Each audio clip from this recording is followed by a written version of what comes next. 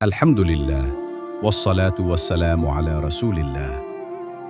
প্রিয় দর্শক, আমরা অনেকেই এমন একটি গুনাহে জড়িয়ে পড়ি যা হয়তো আমাদের কাছে খুব সাধারণ মনে হয়, কিন্তু আল্লাহর কাছে এটি অত্যন্ত ঘৃণিত, আর সেটি হলো গীবত বা পরনিন্দা।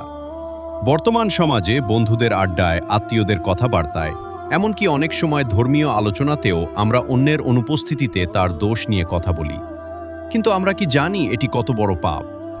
আজ আমরা কোরআন ও হাদিসের আলোকে জানব গীবতের ভয়াবহতা এবং এ থেকে বাঁচার উপায়। গীবত কি?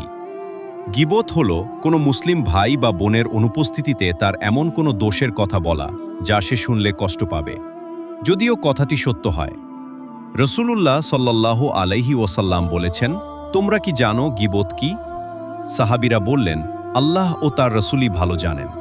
তিনি বললেন, তোমার ভাই সম্পর্কে এমন কিছু বলা যা সে অপছন্দ করে। তখন জিজ্ঞেস করা হলো, যদি কথাটি সত্য হয়?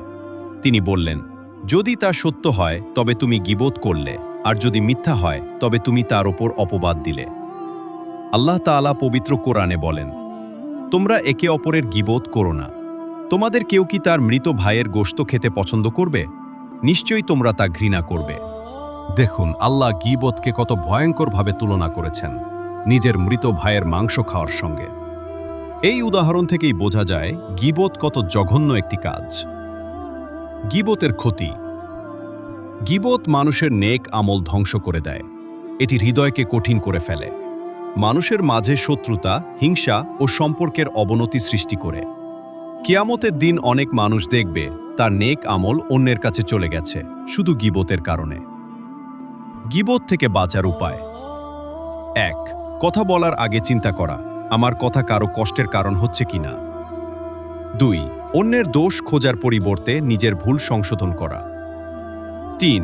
ভালো কাজে সময় ব্যয় করা এবং আল্লাহকে বেশি বেশি স্মরণ করা। ৪. কেউ গীবত করলে তাকে বিনয়ের সাথে থামানোর চেষ্টা করা। সম্মানিত দর্শকবৃন্দ, গীবত এমন একটি গুনাহ যা আমরা অনেক সময় বুঝে বা না বুঝে করে ফেলি।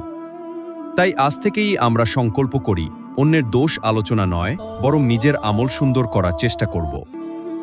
আল্লাহ তাআলা আমাদের সবাইকে গীবতের মতো ভয়ঙ্কর গুনাহ থেকে হেফাজত করুন এবং আমাদের জিহ্বাকে সত্য ও কল্যাণের পথে পরিচালিত করুন।